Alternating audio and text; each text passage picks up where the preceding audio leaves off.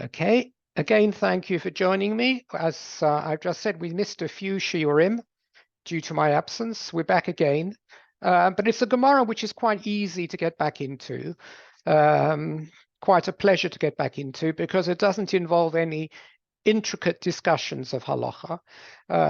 If you remember the whole inyan that we were discussing in the final perek here of Masechet Sukkah, relates to the Simchat Beis HaShoeva, the celebrations that took place every day of Sukkot in the Beis HaMikdash, at the time at which the libations ceremonies occurred, when the water was drawn up from the Shiloh pool and wine as well, were taken up the ramp of the Mizbeach, and they were poured into containers. And those containers actually dripped their contents through the ceiling of the Mizbeach, right through a piping system to the base of the earth. We'll see that particular aspect reappearing in our discussion today. But there were great celebrations, and if you remember my famous pictures, which I always bring as I share my screen, if I'm able to, 1 second. You remember this famous picture? We had the Kohanim and Leviim descending from the main part of Beis HaMikdash, coming through the gates down these 15 steps, the Shir HaMa'alos steps, if you like. We will deal with some of that in a moment. Why there were 15 steps. They blew their trumpets and they blew their shofar, and down below people had torches. It was a very lit up ceremony with these great big lampposts of flaming oil that were set alight by the Pirchei Kohanim, by the Kohanim kids who used to clamber up and down and add oil every now and again. So everyone had a lot of fun. And the ceremony went on right through the afternoon, from the time of the libation all the way through the night to the next morning. And we learned that it was accompanied by all sorts of gymnastics and also, if you remember, juggling. Many of the great rabbis used to practice their juggling skills to entertain and amuse themselves and the crowd of people who were observers.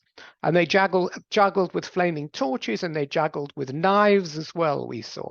And hardly was sleep able to take them over, because this almost from the moment that the ceremony was brought to an end in the morning, they were already preparing for the afternoon. Some more water and more wine libated, and then the celebrations went on again hour after hour. It was almost a continuum of celebration in the Chotzer of the Beis HaMikdash during the days of Sukkot. And a gallery was built, and the gallery contained the women. The women would look down, and they were separated from the men in order to ensure tzniut. So that really is where we got to. We had a lot of extra agadah. We had statements from Hillel, which paralleled some of his statements in Pirkei Avot, and we explained some of those as well. I'm going to take up the Gemara now on Nun Gimel Amud Aleph 53a, 1, 2, 3, 4, 5, 6, 7 lines from the bottom, 7 lines from the bottom of Nun Gimel Amud Aleph. And in the middle of the line, you have 2 dots, and then Chamesh Esrei Ma'alot towards the end of the line, and then 2 dots again, and then Omalei. Chamesh Esrei Ma'alot. But it's bracketed between 2 sets of dots because this is an extract from the Mishnah. The Gemara is going to go back and discuss a statement in the Mishnah. It's the Mishnah we already did. It was a very, very long Mishnah describing all the events of the Simchas Beis HaShoeva. But because the Mishnah over here only brings the first 3 words, Chamesh Esrei Ma'alos, 15 steps. So for that reason, I'm going to share with you the text on screen. Otherwise, you'd have to go back and find it again in your text. So let me just take it again. Okay, so our Mishnah said this. Our Mishnah, this is the extract which the Gemara is going to deal with now, but which is only set out very much in those 3 words. But we need to know a little bit more on the contents of the Mishnah. So the Mishnah said, "V'haLeviim bichinorot uvenavolim." The Leviim came out with their harps and lyres and their other instruments of achatzotzeros and their trumpets of beklei shir and other forms of instrumentation below Mispah without number, and they would accompany the ceremony and the celebration of the Simchas Beis HaShoeva and provide the musical background.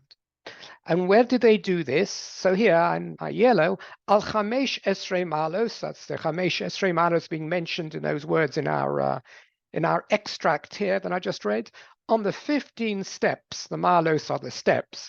Hayordos me Ezras Yisrael Ezras Noshim, which would lead to the descent from the Ezras Yisrael, which is higher up, down into the Ezras Noshim to the Chatzer of the women. And why were there 15 steps? Remember those steps? Those are the steps you see over here. These are 15. I haven't counted them, but they should be 15. Up through that gateway is the Ezrat Yisrael, as it was called, where all the sacrifices actually took place. And down through these steps, we're in the Ezrat Noshim. That's where all the celebration took place. Here's the 15, and here's some trumpeters. So going back again. Why were there 15? In other words, the Gemara is asking a curious question over here, or the Mishnah is, why was it that the Beis HaMikdash was this way designed, that there were 15 descent steps from the Ezras Yisrael to the Ezras Noshim? It could have been another way. In fact, it's quite possible for them to have flattened the whole area out. So why did they bring in 15? Why 15? Why not 18 or 13 or any other number? So the Mishnah says to correspond to the 15 Shira Malos as we find in Tehillim. And we know that there are a number of Shira Malos. We sing Shira Malos for benching, there's Shira Malos Mima Makin Krosicha, Shira Malos Esome Anime Horim, etc. Shabbos Mincha, these are put together for many people who before after Mincha, when we don't say Birkei Avos, you say Baruchi Nafshi, then you can actually see those Shira Malos appearing in the Siddur. But there are 15 of them in Tehillim. And the steps in the Beis HaMikdash correspond to the number of Shira Malos Tehillot that we find in our Tehillim book. Well, the Gemara is going to ask, why are there 15 Shira Malos in Tehillim in a moment? Because it's just the leading question. But at this point, the Mishnah is merely saying that the 15 steps correspond to the 15 Shira Malos. Sha'alehen Levim ondim. The Levim were standing on those steps, as I showed you in that picture, bichlei shir, with their instrumentation, v'omrim shira, and they would say their songs of praise. For Omdu Shnei Kohanim B'Shara Elyon Shura Yored Me'ezras Yisrael, etc. We don't need to know anything about this last line over here. But in any case, we see that there were 15 Shir HaMalos. So let's go back to our Gemara. I just started you on those Chamesh Esrei Malos in the 9th line from the bottom. So Amalei, the last two words on that line, Rav Chisda Lahu Midrabanan. So Rav Chisda asked the following question. Rav Chisda, who was an Amora in Bavel, asked the following question to one of the sages, to have a Komasada Agadata Kamei, who was arranging the Agada, the story material of the Talmud, before him. And remember, I've said this before, there were specialists in the yeshivas in Bavel. There were those who were experts in halacha. There were others who were perhaps more expert in Agadah. And there were those who had a reasonable range of expertise in both. There were some sages who had superlative memories, and they were asked to say what they remembered in a particular topic.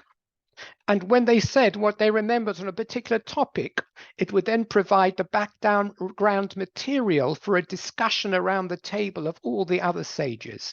Well, nowadays we have the minutes of the previous week's meeting, if you like, at a meeting, and then people discuss those minutes or the agenda. But we had certain rabbis at the time who were asked to read out from their memories particular material. So Rav Chisda asked this particular Rav, who was an expert in Agadah, the following question. And he said to him, Amalei, Shemirloch, did you ever hear Hane Chamesh Esrei Malos, the 15 prokim in Tehillim, the 15 Shir HaMaalos Tehillot, Keneged mi amaram David. For what reason were they instituted by David? We are, except over here, David HaMelech to have been the author of Tehillim, or he was certainly one of the authors of Tehillim. So the Rabbi Chisda is asking his counterpart, do you ever hear how it was that David HaMelech composed those 15 Tehillim?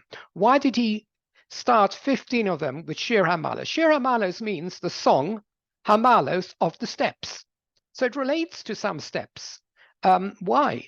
Or 15 levels, you might say. A mala can also mean a level. What is the significance of 15 levels in the text of the Shir HaMaalos Prokim? So, Amalei, so the expert in Agada said to him, Hochi Omer Rabbi Yochanan, I can answer you this way. This is what Rabbi Yochanan, who was an earlier Amora, once said. Bishah shebora David es hashikara David, kara David es hashitin.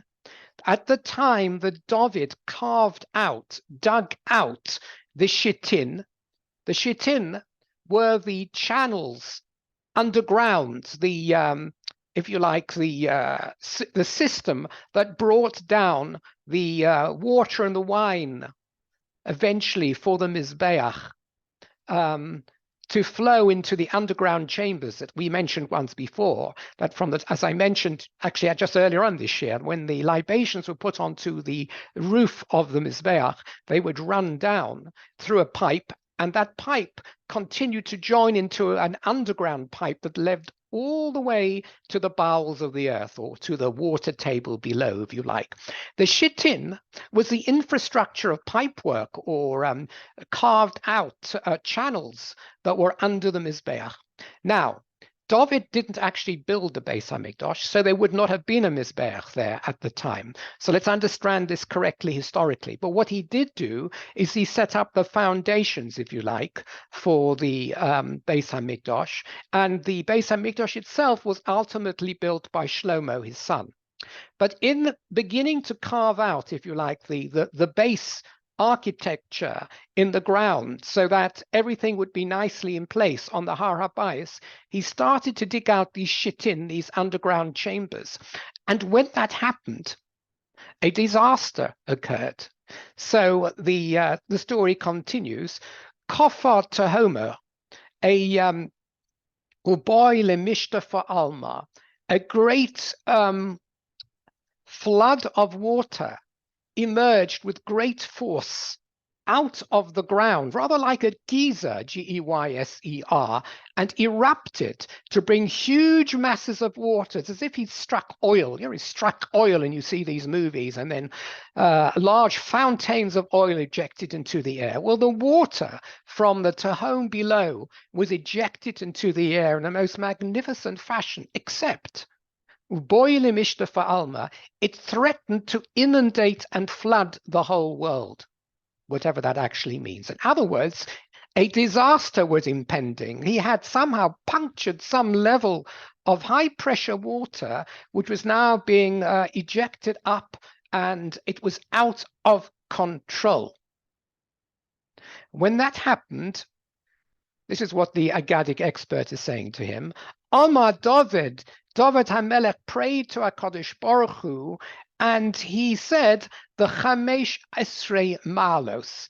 He said, if you like, composed these 15 Shir HaMaaloses in Tehillim to HaKadosh Baruch Hu. And on that composition, on him rendering those Shir HaMaalos, Haridon, the Haridon, he brought down again the waters. They descended back to their original cisterns, and the threat of flooding subsided. So what are we seeing over here? We'll look at this in a little bit more detail. It becomes more and more of a large story, as we will meet in a few moments. We see that the Shir HaMaalos that David composed were the very Shir HaMaalos he composed, if you like, on the spot, in order to prevent the inundation of the waters from below that was spurting out of control into the air above.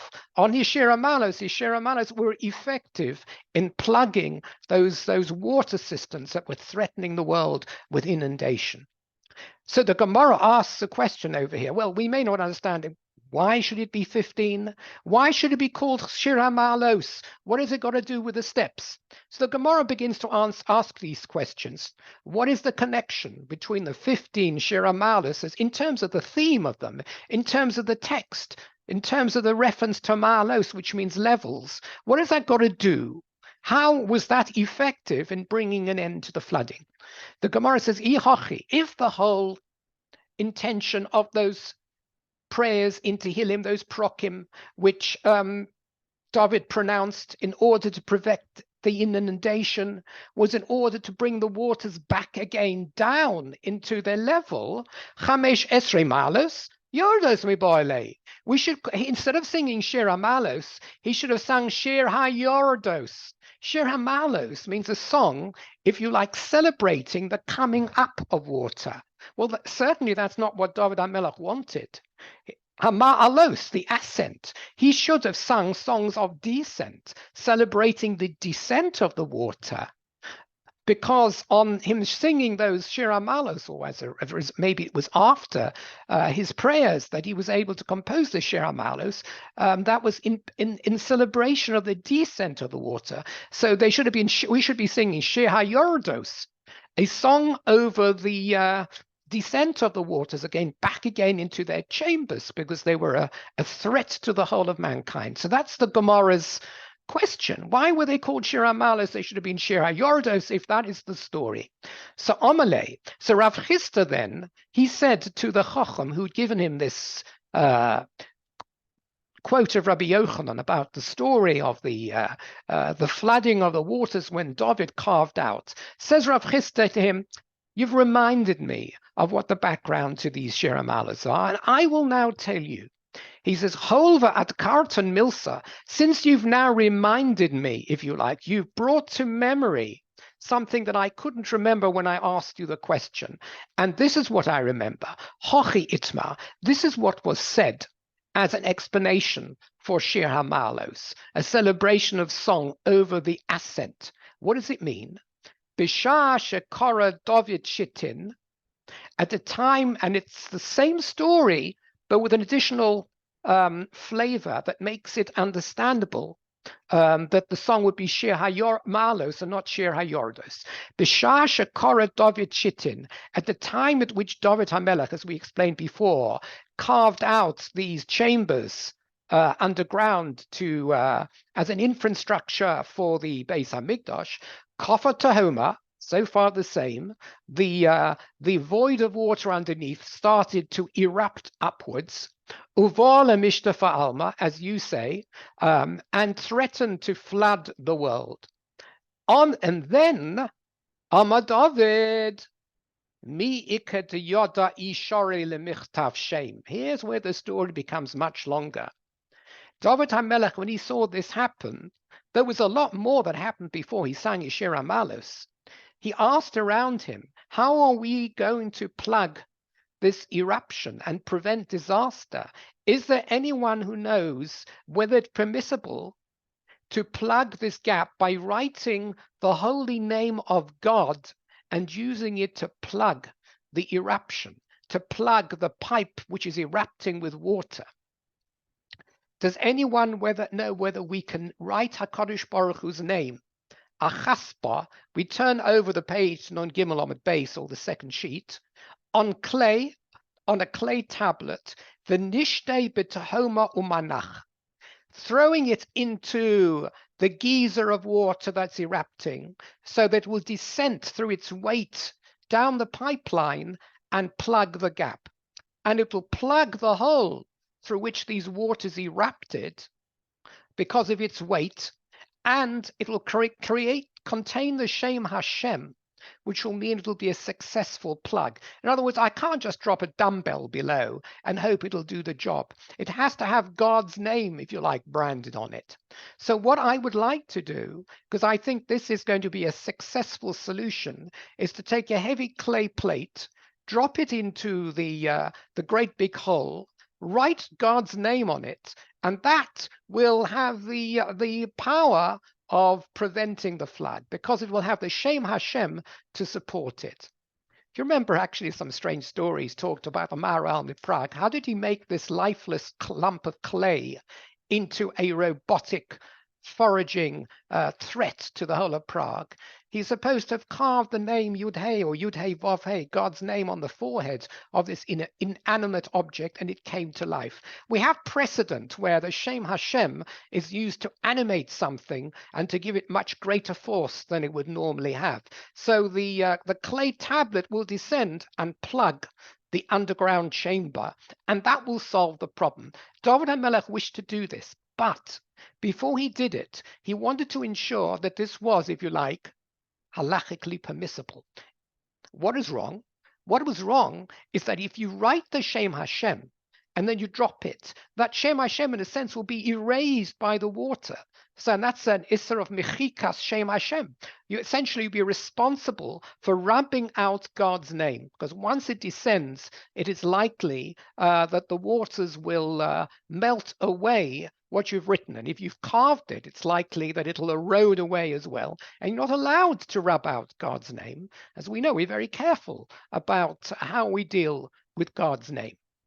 So the story will go on, but let me just take you back a moment over here before we go even further in the story, because Rashi actually over here refers us to an extraordinary medrash in Sefer Shemuel, which gives us additional background to this erupting body of water. Where did this water come from in the first place, if you like? That it seems that David HaMelech somehow had unsealed some chamber of very high pressure water, which erupted once he dug below a certain level. Does this water have a previous existence that we can find? So the Medrash actually gives us the origin of this body of water. And it's a very, very strange story indeed. It goes back to Sefer Bereshis and to Brias Ha'olam. Remember, HaKadosh Baruch Hu, first of all, creates a world, and there's mostly water. And then on the second day, HaKadosh Baruch Hu says he issues an instruction to the Bria, and his instruction is Yikavu Hamayim V'Seira'eh Hayabasha. Let the waters gather together, and therefore let them expose the dry land. That's how the continents are formed. There's something similar in geology, you know, where we talk about the supercontinent that existed before, which finally drifted apart. But anyway, in terms of the creation story, we see that waters were instructed to separate, to divide themselves in order for the dry land to appear. Where did these waters go?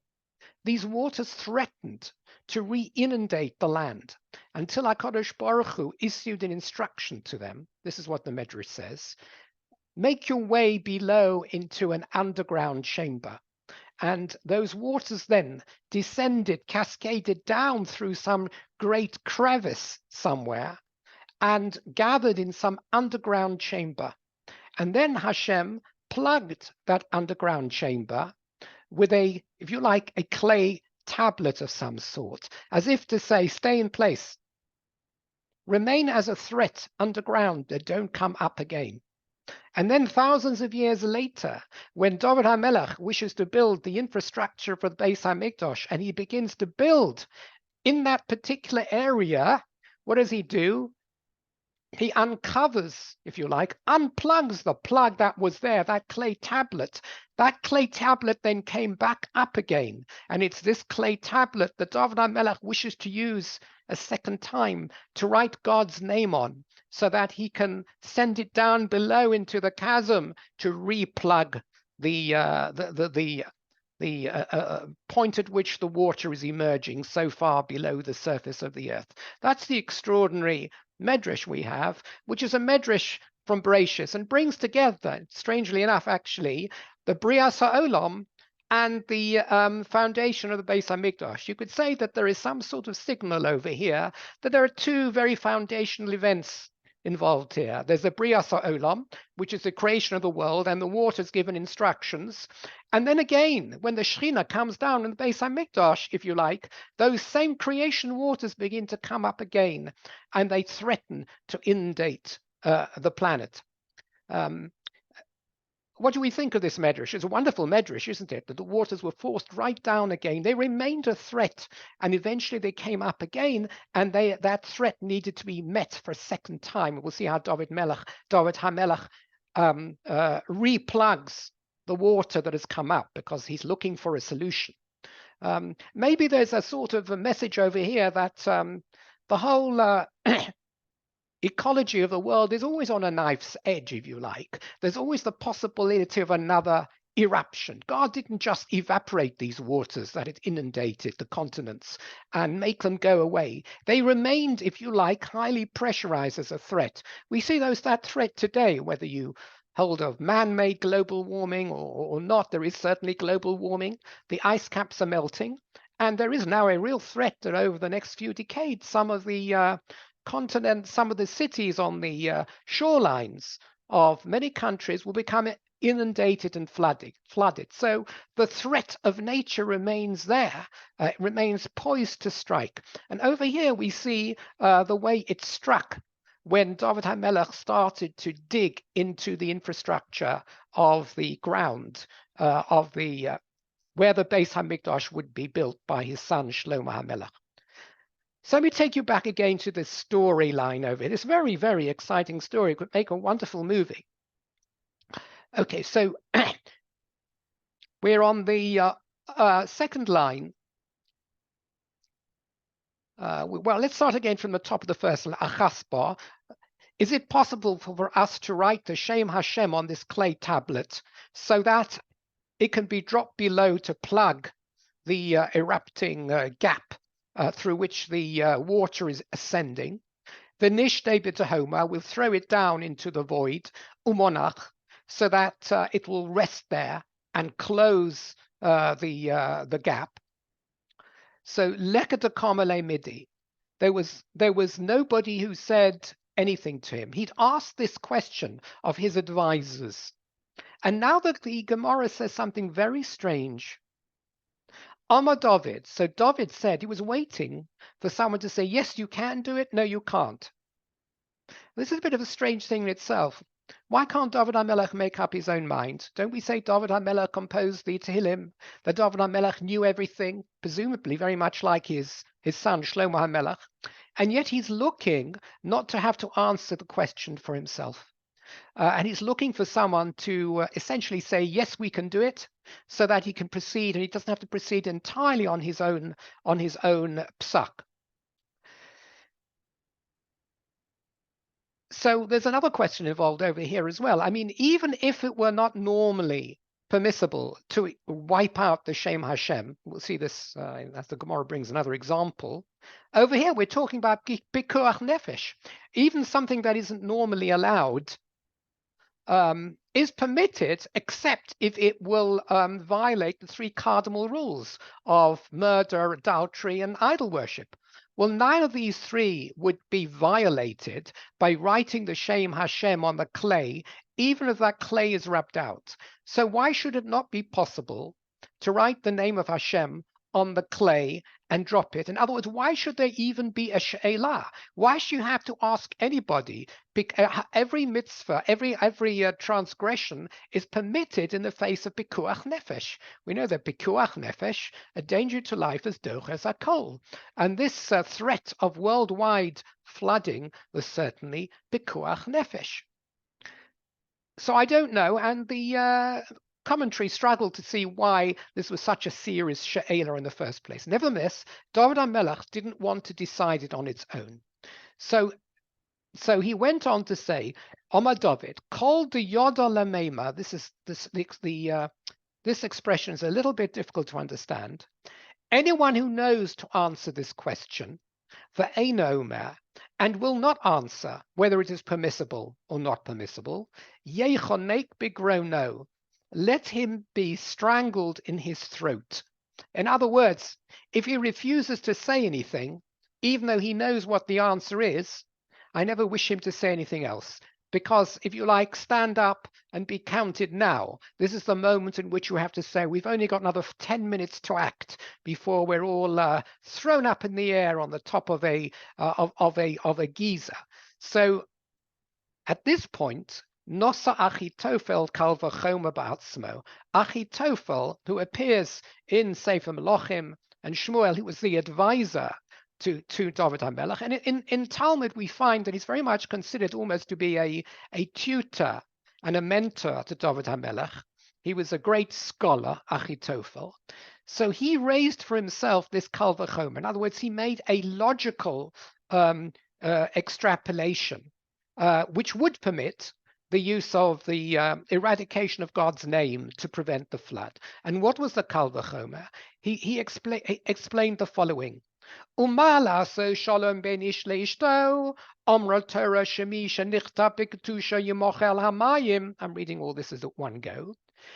Since we already know that in order to make peace between a man and his wife, the Torah permitted that his holy name be written and then erased in the bitter waters.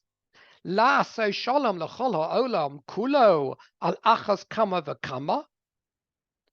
If the objective by erasing God's name now is to make peace between God and the whole world, to save the whole of mankind, not just a peaceful coexistence between husband and wife, isn't it all obvious? Isn't it all the more so that this must be permitted? So he said, Omalei shari, and therefore he said it is permitted. So I'll just take you back again to the din of Sota. We're referring here to the din of the Torah of a Sota. In the din of Sota, a Sota is someone who is suspected, a woman, a wife who's suspected by her husband of having committed adultery. But there are no witnesses to prove that she was adulterous, only witnesses to say that she had been secluded with him, and he had warned her against a subsequent seclusion with this man because he believes something is going on which shouldn't be going on, and she nevertheless secludes herself a second time. On that basis, the Torah says she becomes a sota.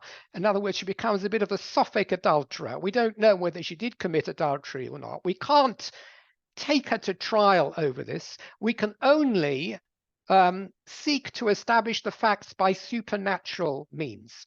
And the supernatural means, as we explained in Parshas Noso, which is the parsha that deals with the whole question of how the ritual of the Sota, is that the certain bitter waters are taken, and then this is the key posuk which I'm quoting from Noso, v'chosav es ha'olos ha'ela ha'kohen b'sefer.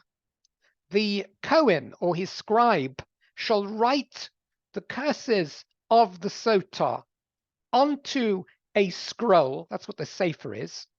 Umocha el mei hamorim, and he may then dissolve it, actually the translation, and rub it off into the water of bitterness. So essentially, you take a parsha in the Torah, you roll it up, you rub it into the bitter waters.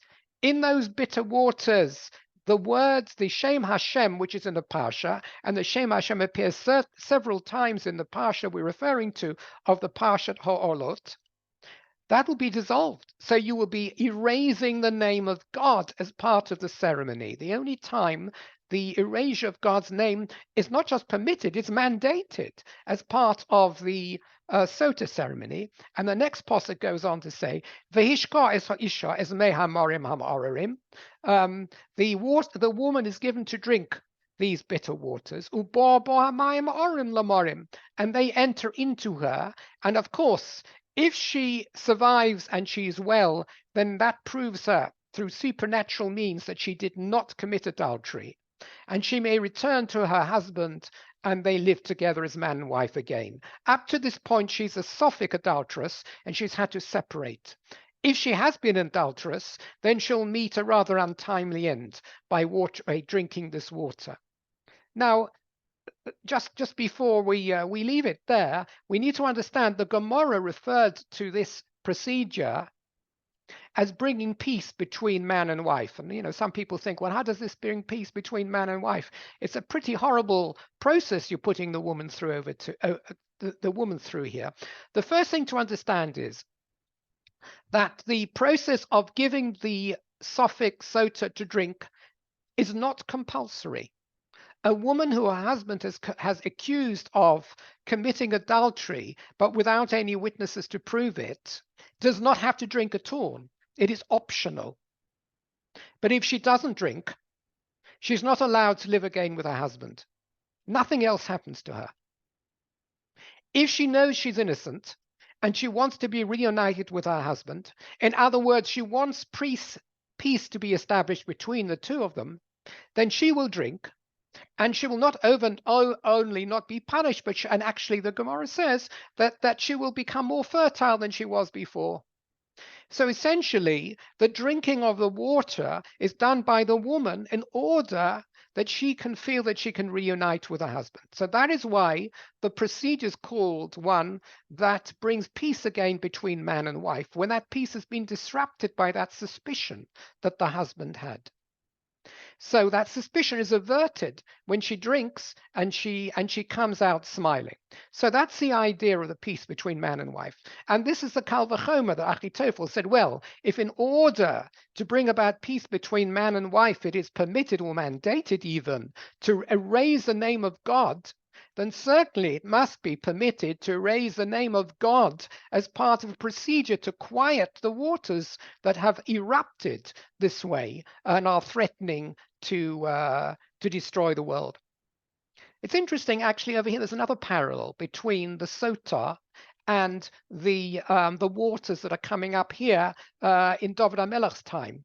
We're talking in both cases about erasing God's name in water. That's not the only way you can erase. Yes, in the case of the Sota, the water is to be, the scroll with God's name is essentially to be erased in these bitter waters. In the case of David here, quieting the surging waters from the void below the earth, we're trying to quieten these turbulent waters again by dissolving the name, dissolving the name of God. That's an interesting parallel there as well. So therefore, he's paskened to David HaMelech that he may do so. He may write the name of Hashem, and it will do its bit, send the fragment of clay down, and it will plug. So let's go back again now to the Gemara. He just said shori, it is permitted. Says the Gemara, Kosav Shema Chaspa. So therefore, David proceeded on the basis of the hechsher he had from Achitophel. He wrote God's name on the chaspa, on the clay, the shadilit homer, and he threw it down the pipe, if you like, or the cavity towards the base of the void where the waters were erupting from.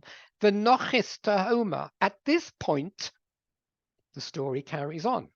Nochis tahoma. Not only were the waters quietened, but the whole water level descended as a result of the throwing in of this clay tablet. Shisa alfi garmidi, 16,000. A garmid is thought to be an amma. That's a measure of different distance, about a foot and a half. So that's about 24,000 feet. If you like, that water table, which was creating the pressure and threatening to erupt all over the surface of the earth, sank at 16,000 feet below the earth. In other words, it had done too much of a good job. So David HaMelech saw this, and he thought, well, that's one threat over, but it's not such a good thing. Ki chozi denochis tuva, when he saw that the water level had descended too far, Omar, he said to himself, Hama demidli tvei mirtov alma. Really, when the water table level is higher up, that's better for creating a moist earth, which produces additional fertility of the crops. It's not good that it should descend so far down this water level that the soil becomes really, really dry. This is actually going to be a curse to cultivation. So what did he do? Amma Chamesh Esrei Malus. Now we finally get the source of the 15 Shir HaMalus. He said Shir HaMalus, not Shir Yordos.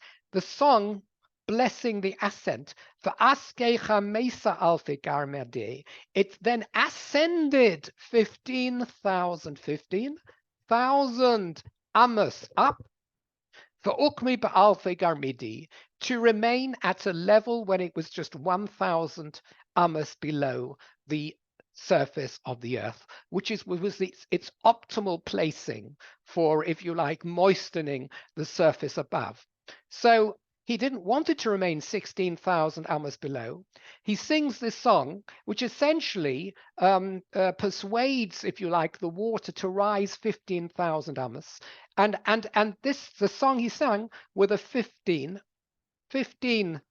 malas, the 15 levels, if you like, the 15,000 level of amos that it ascended. One, if you like, one mala represents an ascent of 1,000 amos. And this now becomes, very tall story, the origin of the 15 Shir HaMalos. The 15 Shir HaMalos corresponding to the the ascent by 15,000 amos of this water to leave it at an optimal level. So water table now, if you like, is 1,000 amos below the level of the earth, and there's no more spurting out. And this is the end of a really lovely story. Everything is brought back to where it needs to be. Amma Ullah. So Ullah actually concluded something from here. We go on, and he says, Shma Mina. From this, we've just learnt, we can deduce from what we've just heard, Sumcha Da'ara Alfi Garmidi, that the depth, if you like, of the crust above the water table is 1,000 amos. We've just said that. The water table, this great void of water, if you can imagine, which feeds the springs maybe, and the wells, is at a depth of 1,000 feet below, and there's 1,000 feet of soil generally above. So the Gemara asks a question over here. Well, you might yourself also ask the question, how do you, is it everything always at 1,000? Do we always find water when we drill down 1,000 amos? The Gemara is asking your question, if that was to be your question. Says the Gemara, V'ho chazinan de charinon porta v'nofkamaya. The Gemara says, do we not see with our own eyes that when we dig just a little bit below the surface of the earth, very often we find that water comes up. We were able to dig wells much less than 1,000 feet below the level of the ground. Otherwise, if you like, every bore hole for a well would have to go down to its underground level where the void is 1,000 or so feet below. But we don't have to drill down 1,000 feet to be able to get this. So Amar Rav Misharshia gives you the answer. He says there's another factor at play here, which gives the water at a higher level than the 1,000 amos. Ahu misulma de pros is referring to Bovel here. Pros is the Euphrates. Literally, Sulma de Pros means the Sulam, the ladder of the Euphrates. He's saying over here that there are streams and rivers which are at a higher level than the water table, which is the, if you like, the water void below the earth. And they also feed cavities underground. And when you dig and you see water less than 1,000 amos below the surface, it's because of these underground streams. Those underground streams are not the void that we were referring to before. They're another source of water. But the void that really exists, that took, if you like, the waters of Sefer Bereshis, those are at a much deeper level of 1,000 amos below the surface. Okay, that's the end of that particular story. The story, again, I don't know whether it leads us to some conclusions about ecology. It leads us to, I think, the idea that nature is always in a fine balance, that HaKadosh Baruch Hu created the world in a way that doesn't guarantee that there won't be natural disasters. Over here, David HaMelech wanted to create the foundations for the Beis HaMikdash, and yet in creating those very foundations, he nearly released the, if you like, some terrible power between the earth to reflood the world. And it was only by a little bit of muzzle, so to speak, that it was able to find a formula to still those waters. Okay. Now the Gemara is going to take us to another point of the Mishnah. And I'm just going to share my screen with you again. Because the Gemara is going to quote another extract. It says, "V'omdu kohanim b'shar elyon sheyored," etc. So what's all that about? It's got another ditto over here, so we don't have the full reference. Okay.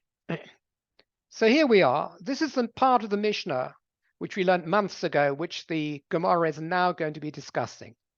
V'omdu shnei kohanim b'shar elyon sheyored me'ezras Yisrael ezras Noshem. Again, two kohanim stood at that upper gate at the top of those 15 steps, which leads down from the Ezras Yisrael to Ezras Noshem, which we saw in our picture.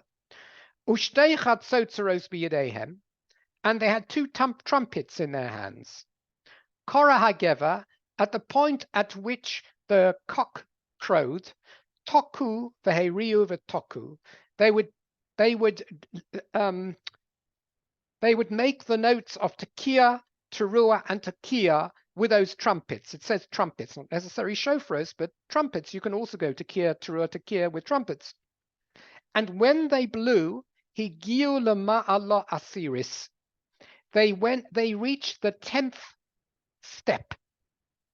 And at the 10th step, as they were going down, they stood again, the 10th step of these 15 steps, and toku v'heriva toku, and they did another tekiah, teruah, tekiah on the 10th step.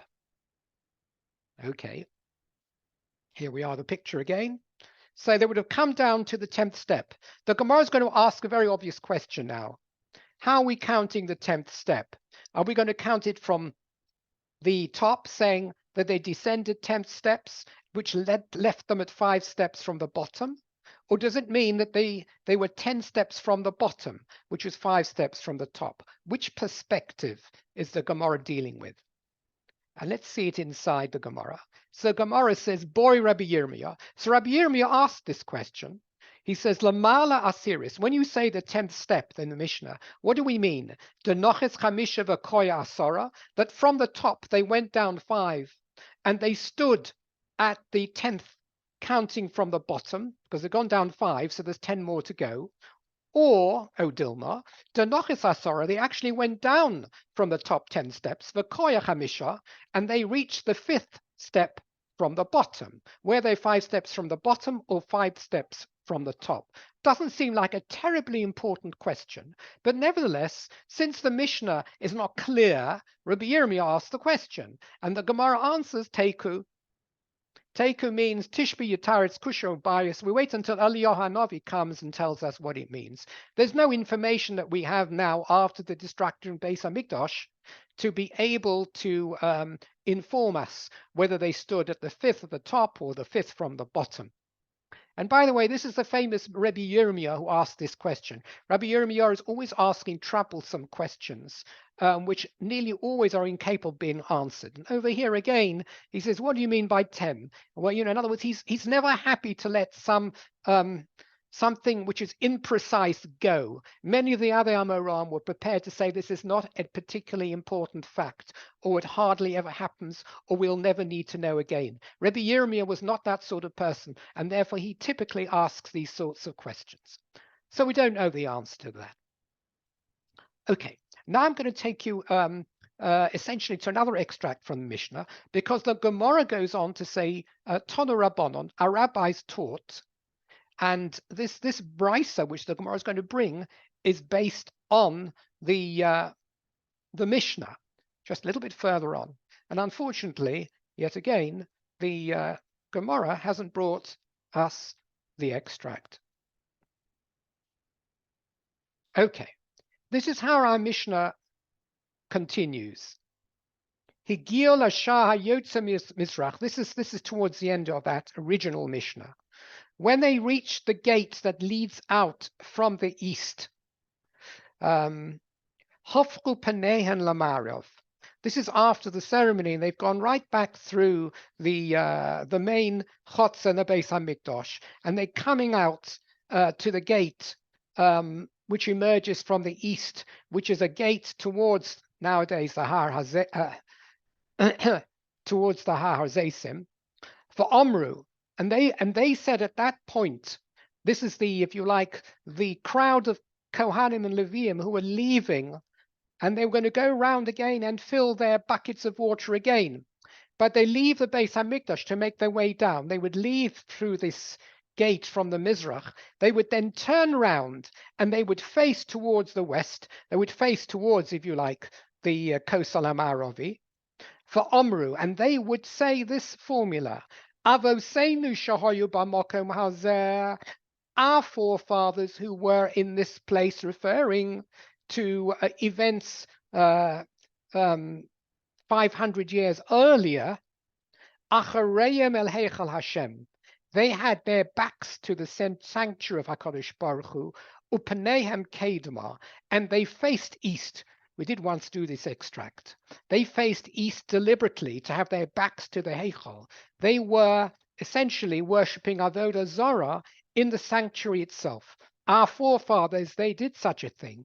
They were chutzpahdik enough to have their backs to the sanctuary, which itself is rude, and to face east, which is to face towards where the sun comes. When the sun comes out, it means that you're really a bit of a sun worshipper. So it's a worst possible insult to the Beis Hamikdash. That's what our forefathers did when they were sinful. The Mishnah says, and they would prostrate themselves towards the sun, even though they were really still in the perimeters of the Beis Hamikdash. But us, in this Simchas Beis HaShoeva, we are now celebrating the Anu Luka Einenu, but we are happy to face HaKadosh Baruch Hu. We are turning west to face the Heichal again. We're not going to repeat the mistakes that our forefathers had made, which led to the destruction of the Beis Hamikdash. Rabbi Yehuda Homer, Yoshonim Omrim Anu Luya, or Luya Einen, just a strange, slight difference in the Nusach. This is supposed to relate to the original sins of the fathers. Who were the Avoseinu? And I brought you this. This is from Yecheskel. This is this extraordinary story of Yecheskel. Yecheskel is spirited out of Bovel on a cloud somehow by Malachim. And they take him, and he has a view of the Beis HaMikdash just at the time of the destruction, so to speak. And this is the view he's given to explain why the Beis HaMikdash needs to be destroyed, the first Beis HaMikdash. And he's shown what is going on, the disgrace of the Beis HaMikdash, and why the Bnei Yisrael in Yerushalayim have brought it upon themselves. Yecheskel's already in Bavel, and he's actually spirited in, so to speak, to have a helicopter's eye view of what's going on in Yerushalayim, a live glimpse, if you like, of all the felonies in the precinct of the Beis HaMikdash. And the Pasuk says in Yecheskel, Vayove Osiel Chatza Beis Hashem, I was taken, the Malach took me to the courtyard of the Beis Hashem HaPnimis.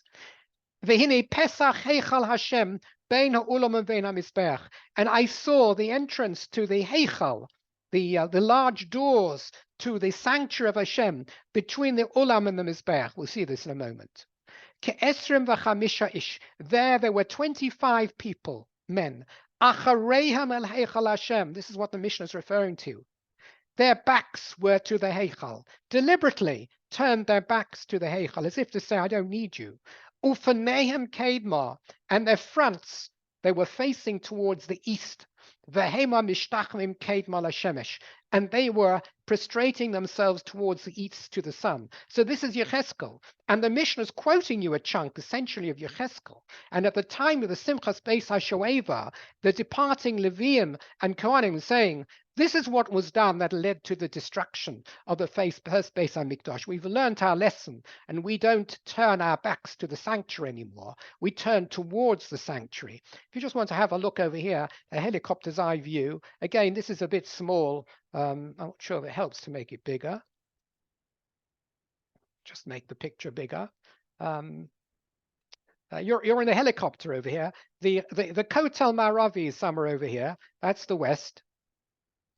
Har HaZeisim is somewhere over here. That's the east, right? So a gate, if you were to depart, you'd go through that gate. That's where they would go out, and they would face back in the Simchas Beis Sheva this direction to face the entrance of the Heichal. Whereas these naughty people, the Cheskel's time, they made their backs face the Heichal, the entrance to the Heichal. And here's the Mizbeach.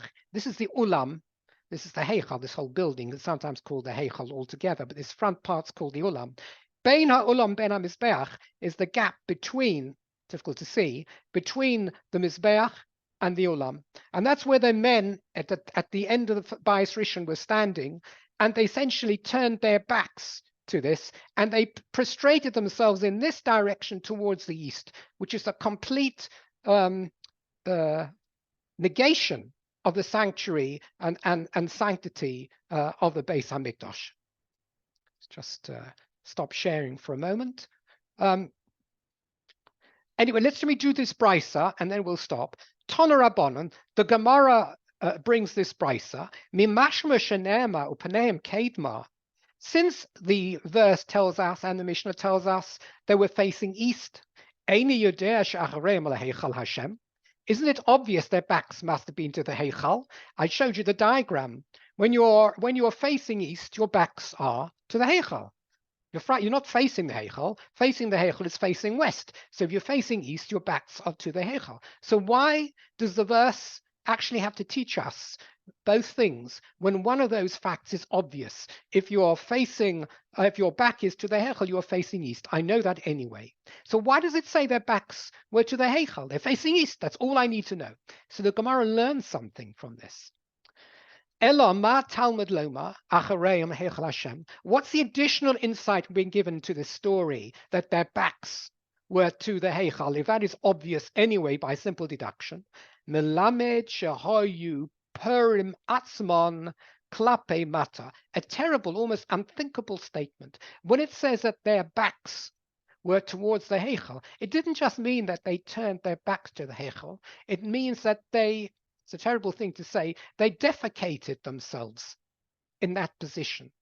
So turning your backs, your buttocks, so to speak, to the Heichal, it was the ultimate expression of insult and hatred for their original das to do such a thing. And that's what it means, acharehem. They exposed their backside, so to speak, to the Heichal. It was much worse than simply facing to the east. What they did was far worse than that. Okay, we'll stop over here. Let me just try and find the stop button.